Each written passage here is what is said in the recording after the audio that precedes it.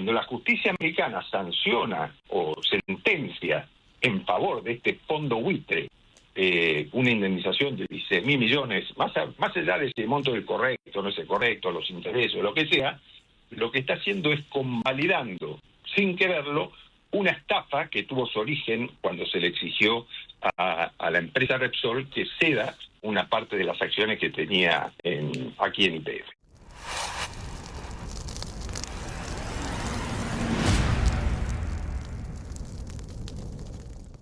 Ministro, un placer saludarlo. Gracias, como siempre. ¿Cómo está usted?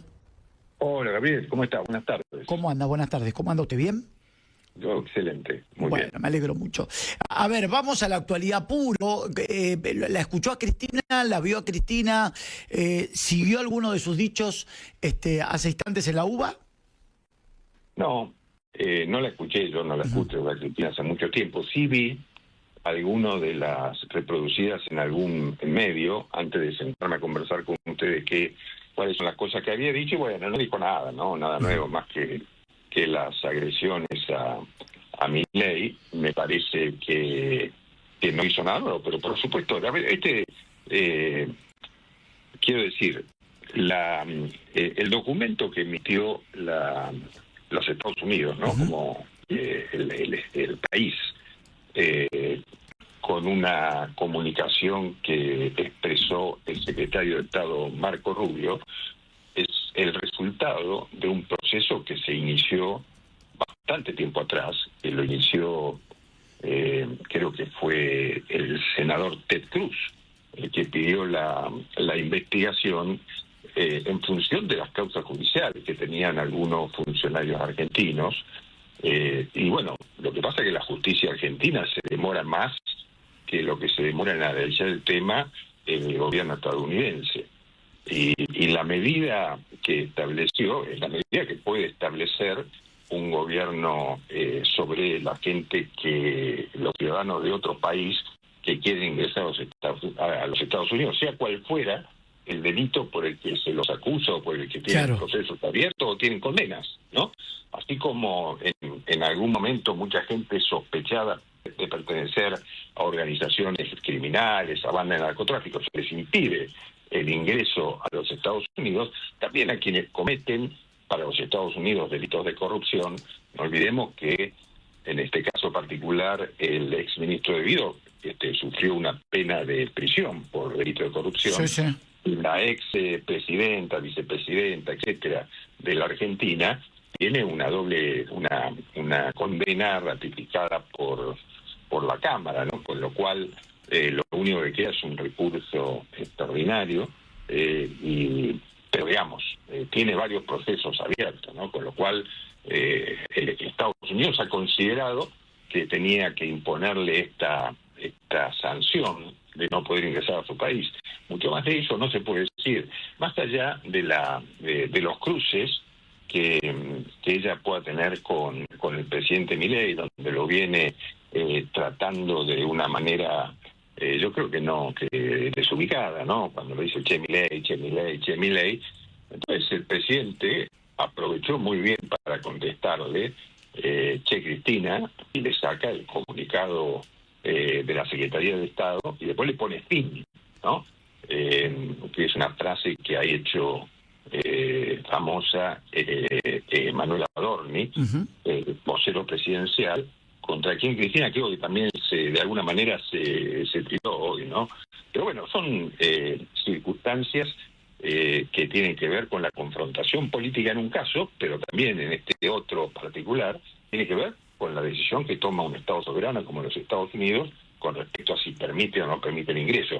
Y ahí, la verdad, que es inexplicable lo que dice Cristina. A ver, esto se inició mucho antes de que Milei fuera presidente. Creo, no sé si era diputado ya cuando se comenzó esta causa en los Estados Unidos. Y ojalá sirva esta decisión que ha tomado el gobierno de los Estados Unidos para que se dé instrucciones en el gobierno de los Estados Unidos a la Secretaría de Justicia para que se haga una investigación sobre lo que fue todo el tema YPF, que fue uno de los hechos de corrupción más grandes que vivió la Argentina, sobre el cual podíamos extendernos a hablar, Gabriel, pero creo que mucha gente lo conoce, que hoy le está costando al país una condena de 16.000 millones de dólares que estamos tratando de ver si se puede rever en la Cámara, pero que por lo pronto hoy la Argentina está condenada por la justicia civil a pagar 16.000 millones de dólares. Obviamente, todos los antecedentes de eso, en la que tuvo que ver el gobierno de Néstor y de Cristina Kirchner, que la estatizó, también de alguna manera está embebido en un hecho de corrupción gravísimo que tiene ese costo para la Argentina. Ojalá el gobierno de los Estados Unidos tome nota de eso y le dé instrucciones al Departamento de Justicia para que inicie una investigación sobre este tema en particular, que tiene aristas escandalosas, ¿no? Ministro, era mi repregunta eso, teniendo en cuenta esta situación que Estados Unidos tiene con Cristina Fernández de Kirchner de sacarle la visa y no permitirle el ingreso a los Estados Unidos, la Argentina /YPF podría llegar a hacer un pedido a la justicia teniendo en cuenta este antecedente de que investigue el grado de participación de Cristina para tratar de que la Argentina como país o YPF no tenga que pagar este dinero, o ya es imposible. No, a ver, yo la verdad creo que porque ¿qué pasa aquí? Ahí se inició un proceso. A ver, lo que pasó acá finalmente es que un fondo buitre de esos que compran derechos a accionar judicialmente, compraron los derechos que tenía una empresa argentina, que era Petersen, que estaba radicada en España con otras sociedades, le compraron sus derechos a litigar por la expropiación que hizo de las acciones de YPF Cristina Kirchner. Con ese derecho a litigar, el Fondo Bulford inició una acción en Estados Unidos que originó finalmente, o que terminó finalmente, en la condena de la Argentina por 16.000 millones. ¿Cuál es el origen de esto? El origen es que Néstor Kirchner, en su momento, le exigió, de alguna manera, ¿no?, a la empresa Repsol, que era la titular de las acciones, que le permita entrar a una empresa argentina, le ceda un porcentaje de acciones que fue en ese momento del 25%, que fue la empresa de Petersen, Thierry Cruz, creo que era, no sé si era Petersen, Thierry Cruz, pero era la empresa de la familia Eskenazi, digamos, les permita entrar como accionista del 25% y pagar el costo de ese 25% con el producido de los beneficios. Exacto. Entonces, ¿qué iba a pasar ahí? Le iba a permitir al Estado argentino, o a YPF en este caso, cobrar los dividendos que le tenían retenidos, ¿no? Mira, esto es una historia increíble. Bueno, eso fue lo que finalmente da origen a la expropiación, a que se inicie la acción, a que el Fondo Bulford compre los fondos, y que esto se termine de consolidar en un juzgado civil en Nueva York, configurando finalmente una estafa dentro de la justicia americana. O sea, cuando la justicia americana sanciona o sentencia en favor de este fondo buitre una indemnización de 16.000 millones, más allá de ese monto del correcto, no es el correcto, los intereses, lo que sea, lo que está haciendo es convalidando, sin quererlo, una estafa que tuvo su origen cuando se le exigió a la empresa Repsol que ceda una parte de las acciones que tenía aquí en YPF. Claro. Entonces yo creo que si el Departamento de Justicia inicia una investigación sobre cómo se utiliza la justicia de los Estados Unidos para cometer un delito, en definitiva, o para blanquear. Un delito, claro. Bueno, si inicia esta investigación, yo creo que debería caerse esta sentencia contra la Argentina, ¿no? No, aparte es increíble cuando uno habla de números, la horrorización, cuando el gobierno va al Fondo Monetario y se habla de números, Usted recién me decía, y es de público conocimiento, 16.000 millones de dólares, ¿no? Es lo que debería pagarle Argentina por el tema YPF.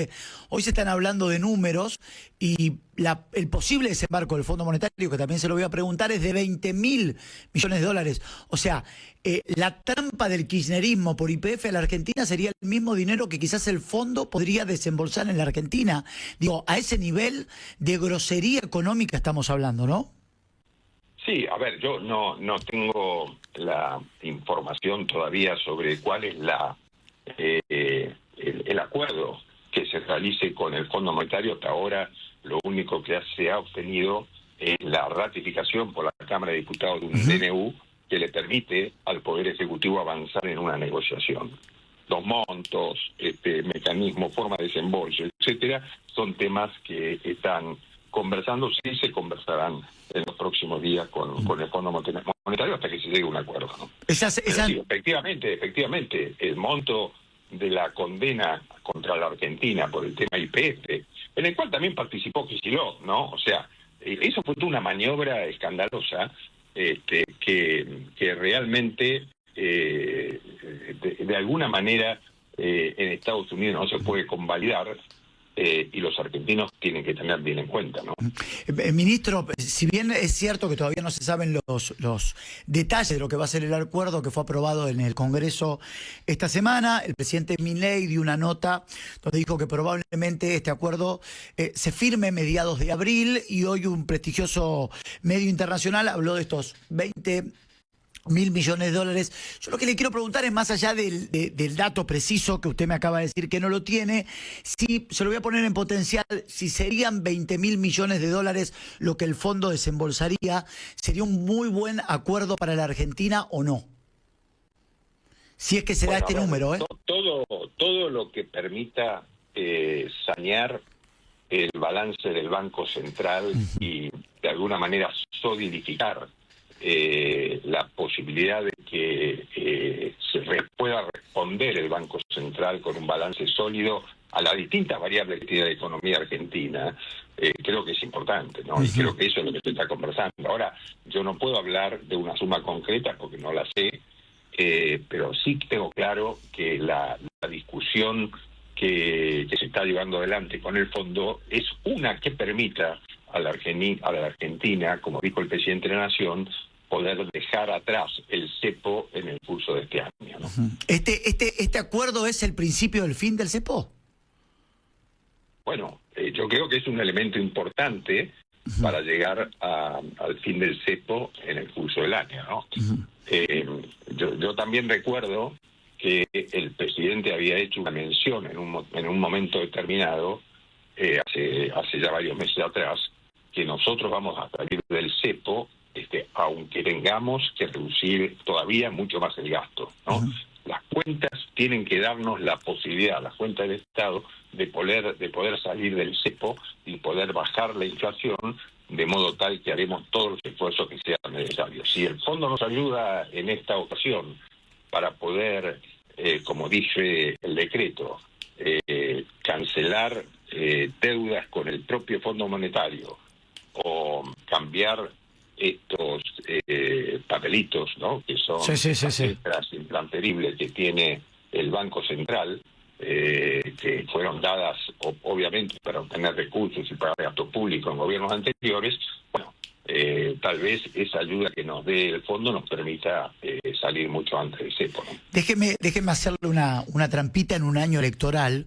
La idea es, a ver, yo sé lo prudente que ustedes son, pero sé que hay mucha gente del otro lado que le haría esta pregunta, y a mí siempre me gusta preguntar lo que preguntaría la gente del otro lado.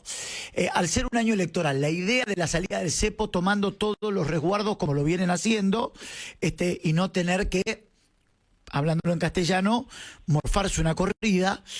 La pregunta es la siguiente: ¿la idea es que el cepo salga antes de las elecciones o no importa el momento?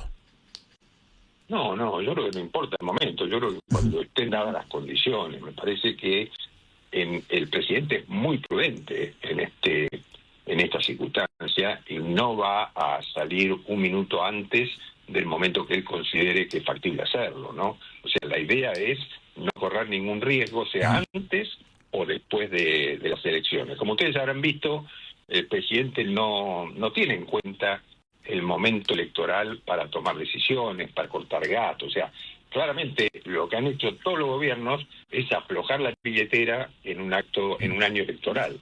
Este presidente ha hecho todo lo contrario. Sí, sí, lo ha dicho con su propia imagen también, ¿no? Que a él no le importaba la imagen y que lo habían votado para gobernar y hacer lo mejor que él consideraba para la Argentina. Sí, él tiene muy claro por qué lo votaron, ¿no? Al margen del cuestionamiento habitual a la política, de que hemos hablado tantas veces, a él lo votaron para bajar la inflación y para terminar con la inseguridad. Esos son los dos ejes centrales por el cual el presidente fue votado. Así que, yo digo, todo su objetivo, y ustedes vieron que él está en ambos temas permanentemente. Yo diría, para bajar la inflación obviamente hay que hacer un montón de cosas que están ligadas a bajar el gasto público y todo lo demás, ¿no? Pero él está totalmente concentrado en eso y no le importa otra cosa, hoy, ¿no? Después, una vez que se solucione eso, empezaremos a ver otras facetas del gobierno, pero por ahora está concentrado totalmente en eso, ¿no? Fue un éxito porque se habló poco, porque me parece que fue exitoso, el operativo. Nosotros hablamos lo que queda del día, nuestro programa de lunes a viernes a la noche en Radio Mitre, el día antes del operativo policial por los jubilados, porque creo que ese día hubo partido y porque me parece que también, al haber sido un éxito el operativo policial, se habló poco. ¿Lo considera que fue exitoso el trabajo de las fuerzas y del ministerio encabezado por Patricia Bullrich en el acto del miércoles o en la marcha del miércoles? Sí, absolutamente. Yo creo que fue un operativo impecable, ¿no? Que condujo la ministra de Seguridad. Por supuesto que también participó el gobierno de la Ciudad de Buenos Aires en esto, pero yo creo que un operativo totalmente exitoso y disuasivo, ¿no? Para todos aquellos que pretendían otra vez intentar generar un rompimiento del orden establecido en la Ciudad de Buenos Aires. Todos aquellos que generan violencia lo hacen con motivo político, ¿no? Y son utilizados, o no, sí, claramente, ¿no? Pero son utilizados para un objetivo político. Bueno, no pasó porque no tienen suficiente fuerza. Pero bueno, ahí, en ese proceso, digamos, se montaron otras organizaciones, la CGT con un paro futuro con movilización, bueno, todas estas cosas que son viejas, ¿no? Que se conocen ya desde hace mucho tiempo y que a mí me parece que no tienen ningún justificativo, porque está claro que la situación de la Argentina de hoy es muchísimo mejor que la situación de la Argentina el día que asumimos el gobierno. Ahora, cuando usted dice no hay ningún justificativo, yo creo que sí lo hay el justificativo, y voy a hablar como hablo yo, que a veces soy bastante imprudente. Yo creo que el objetivo desde el kirchnerismo, en este momento donde cada vez se aleja más de la gente, porque la gente se está dando cuenta que el kirchnerismo lo único que le está importando es retomar el poder o retomar las cajas. Y perdóneme que se lo diga, ministro, de esta manera. Lo que le quieren hacer es tirar un muerto al gobierno. De esto no hay dudas. Por lo menos lo digo yo, y usted me podrá decir, mire, Gabriel es imprudente, yo no puedo hablar de esto. Pero para mí está claro que lo que quieren hacer es tirarle un muerto, la imagen lamentable, la utilización de Costecchi y Santillán, victimizarse y tratar de ahí de reacomodar un poco la oposición, que para mí hoy está totalmente perdida de cara a las elecciones de octubre. Perdóneme que lo diga de esta manera, pero ¿ustedes no interpretan esto? Bueno, Costecchi y Santillán fue durante el gobierno de Duhalde, ¿no? Previo a eso había estado el episodio de la Rúa, ¿no? De cómo se generó ese movimiento tan violento que lamentablemente terminó con muertos y hizo que renunciara el presidente. Y el famoso helicóptero, ¿no? El famoso helicóptero. Se creó toda esta idea del club del helicóptero después, ¿no? A ver, yo creo que puede ser que el objetivo sea generar hechos de violencia tal para desestabilizar el gobierno.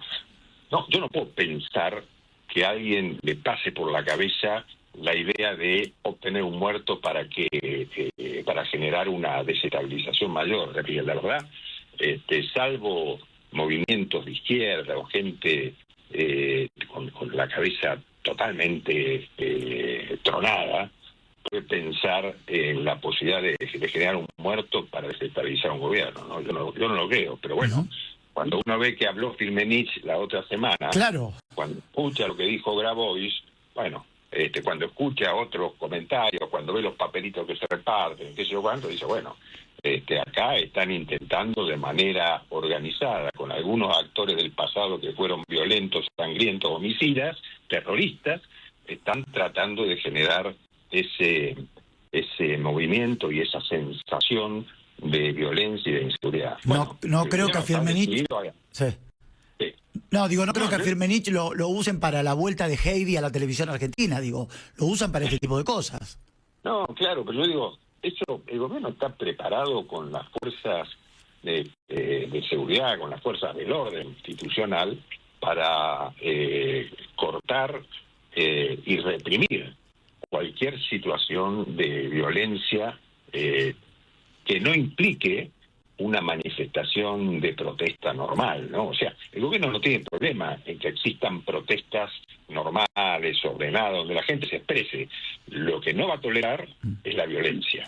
Eso está claro, que el gobierno va a hacer todo lo que corresponda, y en eso yo creo que ya hay buen entrenamiento por parte de la gente, de la fuerza de seguridad y de la conducción de la fuerza de seguridad para evitarlo, ¿no? Este fue también otro logro importante del presidente Milei, volver a darle el lugar del gobierno, ¿no? Del presidente Milei y de su gobierno, haberle dado el lugar a las fuerzas de seguridad que creo habían perdido tiempo atrás.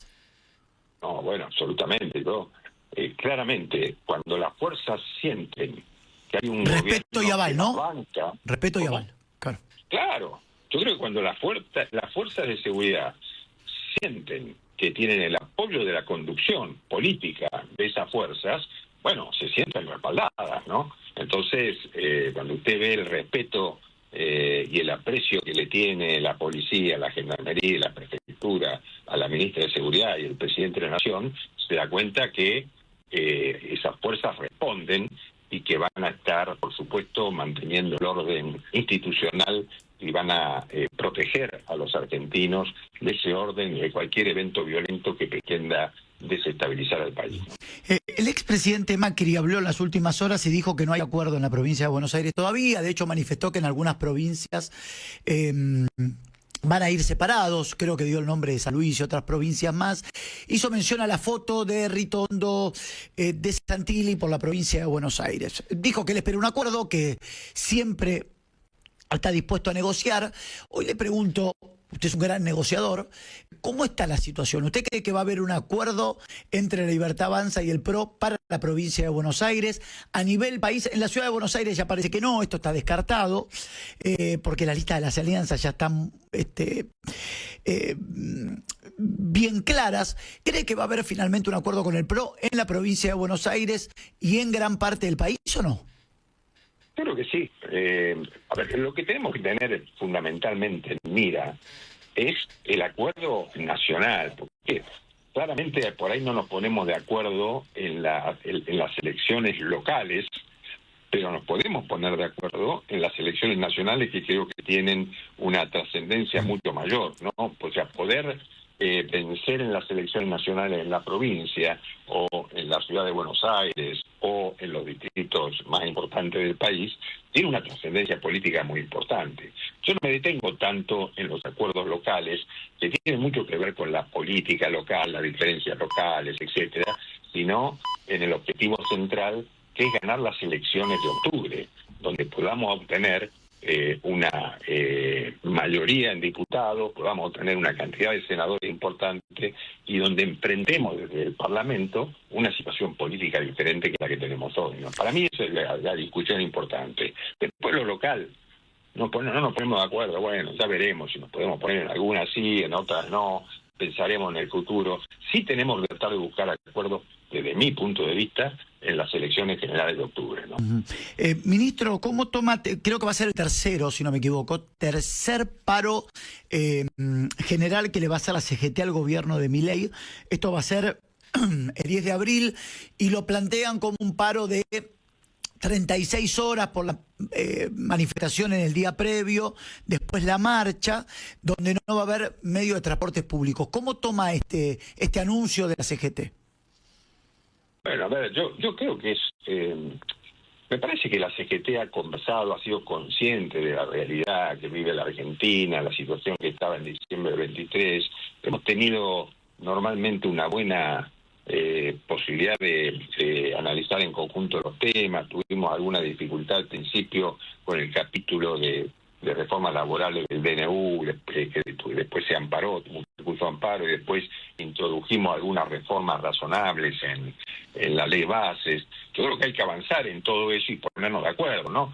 De nada sirve que nos empecemos a poner en difíciles, sacando de la galera una huelga que nadie esperaba, por un hecho que es absolutamente ridículo, ¿no? Que no le da mucho fundamento, porque, a ver, no hubo violencia en la marcha anterior, la de la semana anterior, el miércoles anterior, sino que hubo el resguardo del orden público. Los violentos era la gente que fue preparada para generar esos hechos. Las fuerzas de seguridad nunca son violentas per se. Las fuerzas de seguridad reprimen para mantener el orden, para que no se genere el daño. Así todo hubo daño, quemaron patrulleros, quemaron un montón de cosas.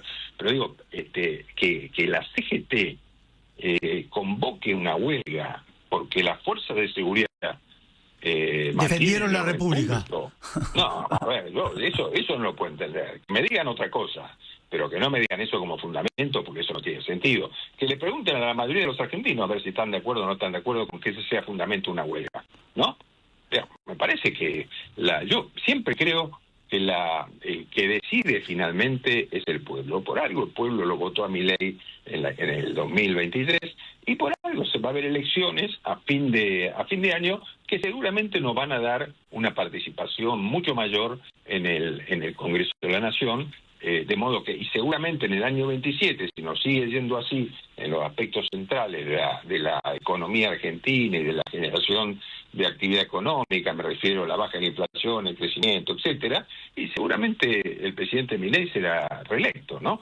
Entonces, yo creo que convendría que antes de hacer una huelga, el movimiento obrero, la CGT, etcétera, se sienten en una mesa y digamos, che, muchachos, ¿cómo hacemos para generar un sistema laboral que permita a la mitad de los trabajadores argentinos que son informales formalizarse, y que no lo hacen porque el Estado tiene tal nivel de regulación, tal nivel de presión tributaria, que no permite que los empresarios blanqueen a una cantidad muy importante de trabajadores por sus costos? Entonces, por el juicio, por los riesgos que corren, por lo que tienen que indemnizar, vayamos a un sistema más razonable como tiene el mundo, donde un empresario no se está fijando si en el futuro este empleado me hace injuicio, le voy a tener que pagar, lo tengo hace 2 años, le voy a tener la ley, dice que le tengo que pagar 3 sueldos, pero le voy a terminar pagando 20 porque le van a poner... No, ese tipo de cosas pasan en la Argentina. Sí. Entonces, ¿cómo quieren que se cree actividad empresaria, que se cree empleo, si no somos capaces de modernizar nuestro sistema? En eso tendrían que estar pensando los representantes gremiales, y no en convocar a una huelga sosteniendo que hubo una represión cuando lo que se hizo fue tratar de mantener el Estado de Derecho y cuidar los bienes públicos. ¿Cree que va a ser importante la decisión o que no? Que la gente va a ir a laburar porque necesita laburar, y porque aquellos que tienen un comercio tienen que abrir el comercio, y más allá que no haya colectivo y no haya trenes, la gente se la va a rebuscar para ir a trabajar. Yo creo que es un paro que no tiene apoyo popular, ¿no? Después no puedo decir si después no hay medios de transporte porque lo paran, porque lo frenan, porque se fuerza mediante la fuerza se impide que trabaje, como ha pasado tantas veces. Bueno, eso no lo puedo predecir. Mi sensación es que no hay acompañamiento social, ¿no? Entonces, habrá que ver. Yo digo, aparte un paro de 36 horas, ¿no? Una cosa que para mí no tiene ninguna lógica, porque está bien, yo no sé quién decía, algún dirigente, no sé si era Hugo Moyano, porque Hugo Moyano ayer aceptó el convenio colectivo que permite el 1% aumento. Camionero, ¿no? Bueno, camionero, es una cosa absolutamente lógica. Sí, En sí. función de, porque, a ver, Hugo Moyano, ¿qué hace? Y Hugo Moyano ve que las empresas hoy dan para dar ese aumento y que la inflación es mucho más baja. Entonces, él con cierta inteligencia va manejando la situación para no generarse un conflicto con el sector empresario, ¿no? No sé si él es empresario o no, pero en general con el sector empresario automotor. Pero el otro Moyano plantea que en realidad tenía que haberle hecho a este gobierno mucho más de 3 huelgas, tenía hecho 10 huelgas, creo que dijo, no sé cuánto. Pero se olvidó que Alberto Fernández, el gobierno de Alberto Fernández durante 4 años no le hicieron ninguna, Claro. ¿no? Entonces la situación del gobierno de Alberto Fernández y Cristina Kirchner fue un gobierno que no solamente empobreció, sino que además dejó una situación económica tremenda. No solo por la inflación, sino por el estado general de la economía, por el tema de las deudas de la CIRA, por toda esa organización que se había hecho en la Argentina, que además del curro, se hizo porque no había recursos para sostenerla, ¿no? Ya habían usado todo lo que tenían. Entonces yo digo, en ese momento, a esa altura, no se hacía ningún paro, no había ninguna protesta. Sí, sí, sí, Bueno, está claro. Está o claro. sea, la protesta que había, Gaby, en aquel momento, era, porque ese también es una consecuencia espectacular del gobierno del presidente Milei, que consiguió que en todo este primer año y pico no se cortaran las calles, Sí. que las cortaban todos esos intermediarios de los planes sociales, los patrones de la pobreza, digamos, por ponerle un nombre que se utilizaba mucho en Colombia, con respecto a las drogas. Estos eran los patrones de la pobreza, que eran quienes intermediaban los planes sociales, entonces generaban que para darte un plan tenías que ir a la manifestación y cortar la 9 de julio, etcétera. Todo eso se terminó en la Argentina. ¿Por qué? Porque no se intermedian más los planes sociales. Los planes sociales se le otorgan directamente a quien lo necesita. Claro. Ese también es un logro. Sí, sí, sí, sí, sí, y eso sí, no sí. lo ven, eso no lo ven los dirigentes de la CGT. No se fijan en eso. O sea, digamos, se fijan en que hubo represión a los manifestantes violentos en Plaza de Mayo. No estoy diciendo que un accidente como fue del fotógrafo esté bien, ¿no? Eso no lo digo. Eso fue un accidente y mala suerte. Pero lo que digo es, la reacción de las fuerzas de seguridad ante los violentos fue la que tenía que tener. Y la planificación del evento del último miércoles, para proteger a la ciudad del evento del último miércoles, fue la planificación adecuada con la experiencia que se obtuvo del miércoles anterior. Por eso no pasó nada, ¿no? Ministro, estoy muy pasado del panorama, pero no quiero dejar de preguntarle esto. Se supo esta semana los datos de la desocupación, que alcanzaron el 6,4%, y que esto bajó respecto al último trimestre. ¿Fue un número satisfactorio esto para el gobierno? Sí, bueno, obviamente uno siempre espera más, pero bueno, es lo que es la realidad, y yo creo que el gobierno está... Eso es producto de que crece la economía a niveles importantes, ¿no? O sea, la economía está creciendo en ritmo del 5%. Es importante el crecimiento, ¿no? Y eso ya sale en todas los institutos internacionales que investigan la situación económica de todos los países, los grandes bancos, etcétera. Todos dicen que la Argentina está creciendo a un ritmo del 5% anual. Importante. Sí. Por eso crece disminuye el desempleo. Además, ¿por qué crece la economía? Y la economía crece porque la inflación baja, entonces cuando baja la inflación, disminuye el desempleo, disminuye la pobreza y el país está mejor. Pues por eso a mí me molesta sobremanera que la dirigencia sindical no tenga en cuenta esto, que no son inventos, son datos de la realidad confirmados por varios organismos que comparan la situación actual con la de diciembre del 2023, o durante el periodo 19-23, donde tuvimos un montón de cosas por lo cual ningún dirigente gremial protestó, ningún dirigente gremial convocó a un paro, y ahora llaman un paro por esto, el tercero, porque lo hacen este gobierno. No, la verdad que genera un poco de indignación, ¿no? Ministro, como siempre, muchas gracias. Le agradezco mucho, que tenga y que termine bien el fin de semana.